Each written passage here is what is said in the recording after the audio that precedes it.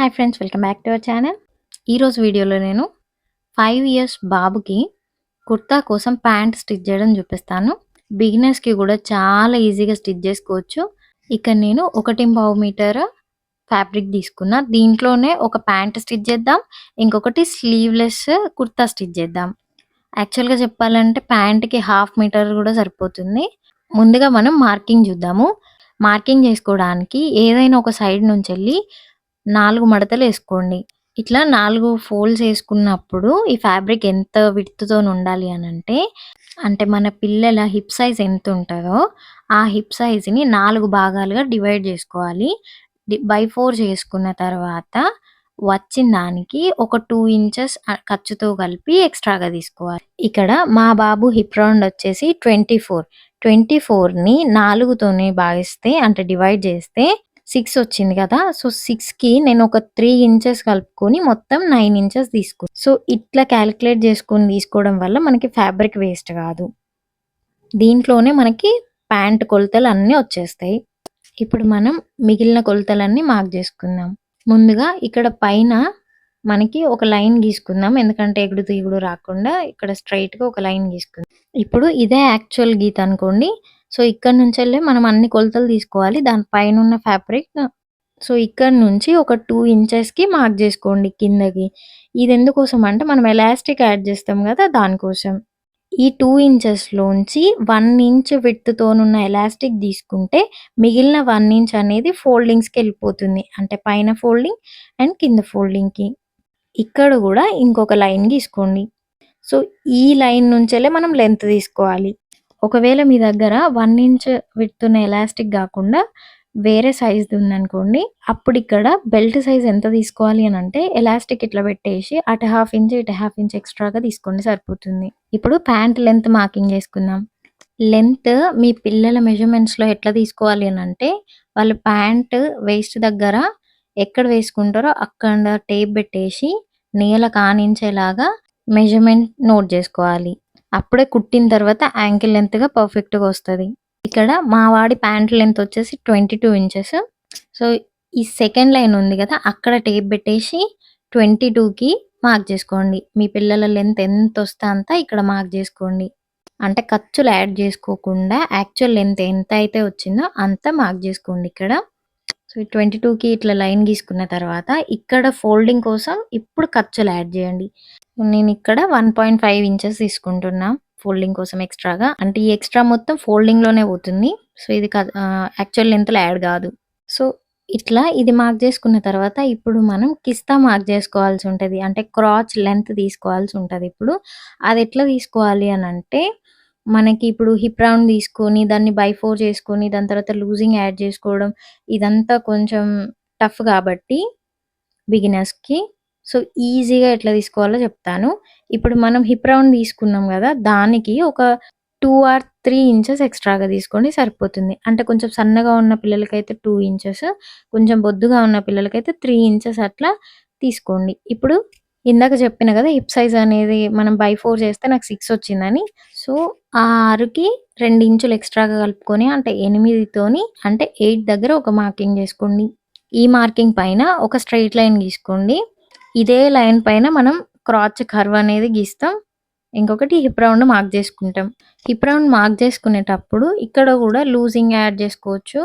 Losing method అనేది నేను తర్వాత వీడియోస్‌లో చెప్తాను. ఇప్పుడు మాత్రం బిగినర్స్ కోసం చెప్తున్నా గాబట్టి మనకిక్కడ హిప్ రౌండ్ అనేది 6 వచ్చింది గదా! 6కి ఒక 1 ½ ఇంచ్ ఎక్స్‌ట్రా గలుపుకొని 7:30కి ఒక మార్క్ జేసుకోండి. అదే మార్కింగ్ పైన గూడా పెట్టుకోండి.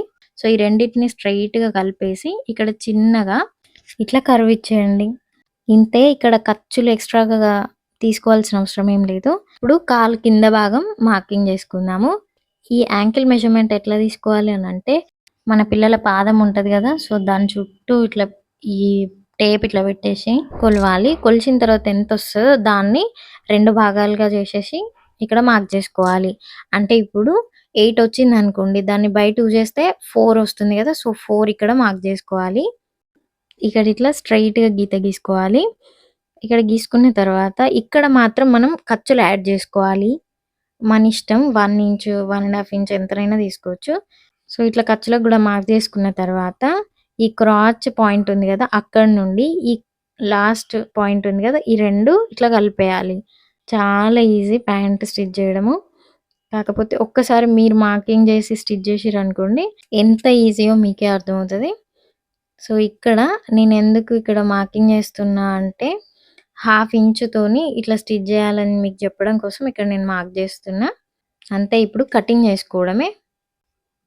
ఇక్కడ పైన గూడా ఇట్లా స్ట్రెయిట్‌గా మార్కింగ్ జేసుకోండి.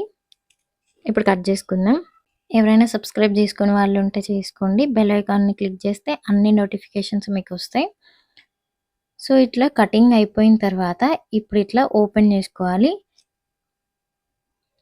జస్ట్ అన్ని మార్కింగ్స్ ఇట్లా మార్క్ చేసుకుంటే మనకు అర్థమవుతదనమాట. ఓపెన్ చేసిన తర్వాత గూడా. ఇట్లా బెల్ట్‌కి ఐరన్ చేయడం వల్ల మనకి బెల్ట్ స్టిచ్చింగ్ చేసేటప్పుడు ఈజీగా ఉంటది. ఇప్పుడు ఓపెన్ చేసుకోండి. చూడండి ప్యాంట్ షేప్ ఆల్రెడీ వచ్చేసింది మనకి. ఇప్పుడు ఏం లేదు ఇట్లనే తీసుకెళ్ళి ఇది రాంగ్ సైడ్ అనమాట. మనం మార్కింగ్ చేసుకోవడనేటప్పుడు మొత్తం రాంగ్ సైడే చేసుకోవాలి. అంటే ఫోల్డింగ్ గూడా రాంగ్ సైడే చేసుకోవాలనమాట. ఫస్ట్ ఫోల్డింగ్ పెట్టుకుంటాం గదా! అది. ఇప్పుడు మనకు అర్థం కావడం కోసం ఈ క్రాచ్ ఏరియా ఉంది గదా! దీన్ని ఇట్లా ఒక హాఫ్ ఇంచ్‌తోని ఇట్లా మార్కింగ్ చేసుకోండి. దీని మీదనే మనం స్టిచ్ చేసుకోవాలనమాట ఇప్పుడు. ఏం లేదు. ఇట్లనే తీసుకెళ్ళి జస్ట్ మిషన్ మీద పెట్టేసి, ఇప్పుడు నేను మార్క్ జేసిన బ్లూ లైన్స్ ఉన్నాయి గదా! వాటి మీద అట్లనే స్టిచ్ జేసుకోండి. ఇక్కడ గుర్తుంచుకోవాల్సిన ఒకటే ఒక విషయం ఏంటంటే, లోపలి వైపుననేటి మంచి వైపులు అంటే ఫ్యాబ్రిక్ మంచి వైపులు ఉండాలి. ఒక ఫ్యాబ్రిక్ రాంగ్ సైడ్ అనేది మిషన్‌కి టచ్ అవ్వాలి కింద. ఇంకో ఫ్యాబ్రిక్ రాంగ్ సైడ్ అనేది మన వైపుకి గనిపించాలి. సో, అప్పుడే ఖర్చులు లోపలికెళ్ళిపోతాయి. సో, ఇప్పుడు ఈ నేను చూపిస్తున్నా గదా! అట్లా స్టిచ్ జేసుకోండి అంతే. ఇట్లా 2 ఫ్యాబ్రిక్స్ సరిగ్గా పెట్టుకొని ఇట్లా ఒక స్టిచ్ చేసుకోవడమే. స్టిచ్ చేసుకునేటప్పుడు ఏం లేదు హాఫ్ ఇంచ్ ఖర్చుతోని స్టిచ్ చేసుకోండి. మరీ దగ్గరికి స్టిచ్ చేసుకుంటే అంటే తర్వాత ఊడిపోయే ఛాన్సెస్ ఉంటాయి. సో, డబుల్ స్టిచ్ చేసుకోండి. అంటే స్టిచ్ పైన ఇంకో స్టిచ్ అట్లనే కుట్టుకోండి. సో, అంతే. ఇక్కడ షేప్ కొంచెం నీట్‌గా వచ్చేలాగా కుట్టండి. ఇప్పుడు అయిపోయింది గదా! సో, ఇప్పుడేం జేయాలి అనంటే ఇప్పుడు ఎలాస్టిక్ కోసం ఫోల్డింగ్ చేసుకుందాము. అంటే స్టిచ్ చేసుకుందాము. ముందుగా ఇట్లా హాఫ్ ఇంచ్ ఫోల్డ్ చేసుకొని ఒక కుట్టేసుకోవాలి దీనిపైన. ఎందుకంటే నెక్స్ట్ మనం ఇంకో ఫోల్డింగ్ ఏసుకునేటప్పుడు ఇబ్బంది అవ్వకుండా. సో, ఫస్ట్ కుట్టే వాళ్ళకి ఇది ఈజీగా ఉంటది ఈ మెథడ్. ఒకవేళ మేము కుట్టగలము అనుకుంటే ఇట్లా హాఫ్ ఇంచ్ ఫోల్డ్ చేసుకొని, దాని తర్వాత ఈ గీత ఉంది గదా! ఆ గీత దగ్గర ఫోల్డింగ్ వచ్చేటట్టు ఫోల్డ్ చేసి స్టిచ్ చేసుకోవాలి. లేదు అంటే ముందుగా మొత్తం హాఫ్ ఇంచ్‌తోని ఫోల్డ్ చేసుకొని ఇట్లా ఒక స్టిచ్ ఏసుకోండి. సింగిల్ ఫోల్డ్ ఏసుకోండి. ఇట్లా మొత్తం స్టిచ్ చేసుకున్న తర్వాత ఇప్పుడు మనం ఎలాస్టిక్ కోసం ఎట్లా ఫోల్డింగ్ చేసుకుందామో చూద్దాము. ఇప్పుడు సెకండ్ ఫోల్డ్ చేసేటప్పుడు ఆ గీత గీసుకున్నాం గదా! అదే గీత మీద ఫోల్డింగ్ పడాలి. చూడండి ఆ గీత అనేది మనకు కనిపించాలి. ఇప్పటి స్టిచ్ అనేది ఫ్యాబ్రిక్ చివరకు పడాలి. ఇందాక మనం స్టిచ్ చేసుకున్నాం గదా! దాని మీదనే అంటే అదే ఫోల్డింగ్ మీద స్టిచ్ చేసుకుంటూ వచ్చేయాలి. ఇట్లా మొత్తం రౌండ్ స్టిచ్ చేసుకోండి. కానీ స్టిచ్ చేసుకునేటప్పుడు ఒక 1 ఇంచ్ అట్లా వదిలిపెట్టండి. మనం ఎలాస్టిక్ ఎక్కించుకుంటాం గదా! దానికోసం. ఈ మెథడ్ అనేది మనకు గూడా అంటే పెద్దవాళ్ళకి గూడా సేమ్ అప్లై చేయొచ్చు. ప్లాజో ప్యాంట్స్, లూజ్ ప్యాంట్స్ ఉంటాయి గదా! వాటికి. జస్ట్ మన మెజర్‌మెంట్స్ తీసుకొని length, hip size, weight size తీసుకొని మార్కింగ్ చేసుకోవడం అంతే. ఇప్పుడు ఇక్కడ ఎలాస్టిక్ ఎంత తీసుకోవాలి అనంటే, పిల్లల వేస్ట్ సైజ్ ఎంతుందో కొలుచుకొని, దానికి ఒక 2 ఇంచెస్ తక్కువ తీసుకోండి సరిపోతుంది. మరీ టైట్ ఉంటే గూడా పిల్లలు ఏసుకోలేరు గాబట్టి, 2 ఇంచెస్ ఎక్స్‌ట్రాగా తీసుకున్నామనుకోండి, ఇంకో హాఫ్ ఇంచ్, 1 ఇంచ్ మనం స్టిచ్‌లోకెళ్ళిపోతుంది గాబట్టి, 3 ఇంచెస్ ఆటోమేటిక్‌గా తగ్గిపోతుంది. ఇప్పుడు ఇట్లా స్టిచ్ చేసుకున్న తర్వాత చూడండి ఇక్కడ నేను ఎలాస్టిక్ కోసం వదిలిపెట్టినా గదా! దాంట్లోంచి మనం ఎలాస్టిక్ ఎక్కించుకోవాలి. ఈ ఎలాస్టిక్స్ మీద గూడా ఎవరికైనా ఇంట్రెస్ట్ ఉంటే చెప్పండి వీడియో చేస్తాను. అంటే ఎలాస్టిక్స్ అనేటివి ఎన్ని రకాలుగా ఉంటాయి, ఏ డ్రెస్‌కి ఎలాంటి ఎలాస్టిక్ యూజ్ చేయాలి అవన్నీ. సో, ఎవరికైనా ఇంట్రెస్ట్ ఉంటే కామెంట్ చేయండి. దాని పైన వీడియో చేస్తాను. ఇప్పుడు బెల్ట్ స్టిచ్చింగ్ అయిపోయింది గదా! ఇప్పుడు మనం మన యాంకిల్ దగ్గర ఫోల్డింగ్ చేసుకుందాము. సో, మనం ఎంతైతే ఫోల్డ్ చేసుకున్నామో అంతకి ఐరన్ అయినా చేసుకోండి. లేకపోతే ఇట్లా చేత్తోని ఇట్లా కొంచెం ప్రెస్ చేసినట్టుగా అంటే చాలు. మనకి ఎక్కడి దాకా స్టిచ్ చేయాలో అర్థమైపోతది. మనం స్టిచ్ చేసే ఏ డ్రెస్‌కైనా సరే మనం కట్ చేసేటప్పుడు ఎంతైతే ఖర్చు వదులుకున్నామో అంతనే ఫోల్డ్ చేసుకోవడం చాలా ఇంపార్టెంట్. అప్పుడే మనకి రెడీ లెంత్ అనేది పర్ఫెక్ట్‌గా వస్తది. అంటే మనం ఎంతైతే ఎక్స్‌పెక్ట్ చేస్తున్నామో అంతనే వస్తది. అందుకే మనం ఏ ఏ ప్లేసుల్లో ఎంత ఖర్చు వదులుకున్నామో గుర్తుంచుకోవాలి. కుట్టేటప్పుడు గూడా అది మైండ్‌లో పెట్టుకొని కుట్టాలి. ఇట్లా డబుల్ ఫోల్డ్ చేసుకొని కుట్టుకోవాలి. మీరు కావాలంటే ఇక్కడ క్యాన్వాస్ పేపర్ యూజ్ చేసి కూడా ఫినిషింగ్ ఇచ్చుకోవచ్చు. క్యాన్వాస్ యూజ్ చేయడం వల్ల స్టిఫ్‌గా ఉంటది. ఇంకో వైపు కూడా ఇట్లనే డబుల్ ఫోల్డ్ చేసుకొని కుట్టుకోండి. వీడియో నచ్చితే లైక్ చేయడం అస్సలు మర్చిపోవద్దు. మన ఛానల్‌ని ఎవరైనా కొత్తగా చూస్తున్నట్లయితే సబ్స్క్రైబ్ చేసుకోవడం మర్చిపోవద్దు. సబ్స్క్రైబ్ చేసుకొని బెల్ ఐకాన్‌ని క్లిక్ చేసుకొని ఆల్ అనే ఆప్షన్ సెలెక్ట్ చేసుకోండి. అప్పుడే అన్ని నోటిఫికేషన్స్ మీ దాకా వస్తాయి. చూడండి 2 అయిపోయినాయి. ఎంత నీట్‌గా వచ్చినాయో. సో, ఇట్లా 2 వైపులా కుట్టుకున్న తర్వాత ఆల్మోస్ట్ ప్యాంట్ రెడీ అయినట్లే మనకి. ముందు దీన్ని ఇట్లా పరుచుకోండి. పరుచుకున్న తర్వాత ఇక్కడ పైన మిడిల్ పాయింట్ ఉంది గదా! అంటే ఈ 2 కిస్తాల మధ్యలో మిడిల్ పాయింట్ ఉంది గదా! సో, దాన్ని ఇట్లా ఫోల్డ్ చేస్తే అంటే అటు సైడ్ కిస్తా పాయింట్, ఇటు సైడ్ కిస్తా పాయింట్ అంటే క్రాచ్ పాయింట్స్ ఉన్నాయి గదా! అవి 2 ఇట్లా టచ్ అయ్యేలాగా పట్టుకున్నామంటే ఆటోమేటిక్‌గా మన ప్యాంట్ షేప్ వచ్చేస్తుంది. సో, చూడండి. వీడియో చూస్తూ ఒకసారి ట్రై చేస్తే వచ్చేస్తది. అంతే. ఇప్పుడు మిడిల్‌లో ఈ క్రాచ్ పాయింట్స్ అనేటివి కలుస్తున్నాయా లేదా చూసుకోవాలి. ఇట్లా నీట్‌గా అడ్జస్ట్ చేసుకోండి. కావాలంటే పిన్స్ పెట్టుకోండి. ఇప్పుడు మనకి ప్యాంట్ షేప్ వచ్చింది కదా! ఇప్పుడు మనం స్టిచ్ చేసుకోవడమే. ఇప్పుడు మనం ఫస్ట్ స్టార్టింగ్ ఒక కాలు నుంచి స్టార్ట్ చేయాలి. అంటే ఇటు చివరి నుంచి స్టార్ట్ చేసి ఇట్లా మిడిల్ నుంచి మళ్ళీ అటు సైడ్ చివరి వరకి కుట్టేయాలి. ఇక్కడ కుట్టేటప్పుడు మనం స్టార్టింగ్ దగ్గర 1 ఇంచ్ ఖర్చు వదులుకున్నాం గదా! సో, 1 ఇంచ్‌కి మార్క్ జేసుకోవాలి. ఇక్కడ మిడిల్‌కొచ్చేసరికి మాత్రం మనం హాఫ్ ఇంచే మార్క్ జేసుకున్నాం. సో, హాఫ్ ఇంచ్‌తోనే కుట్టుకోవాలి. చూడండి. ఇక్కడ 1 ఇంచ్ వస్తూ ఉంటే తగ్గిపోవాలనమాట. ఈ మిడిల్‌కొచ్చేసరికి మాత్రం హాఫ్ ఇంచ్‌తోనే కుట్టేయాలి. హాఫ్ ఇంచ్‌తోని కుట్టుకొని మళ్ళీ చివరికొచ్చేసరికి మళ్ళీ 1 ఇంచ్ మార్క్ చేసుకొని ఇట్లా కుట్టాలి. అంతే మన ప్యాంట్ రెడీ అయిపోయినట్టే. సో, ఇక్కడ మీరు డబుల్ స్టిచ్ చేసుకోండి. అంటే ఇంకొక స్టిచ్ చేసుకోండి. అప్పుడు స్ట్రాంగ్‌గా ఉంటది. సో, ఇట్లా రివర్స్ తీసుకొని ఇప్పుడు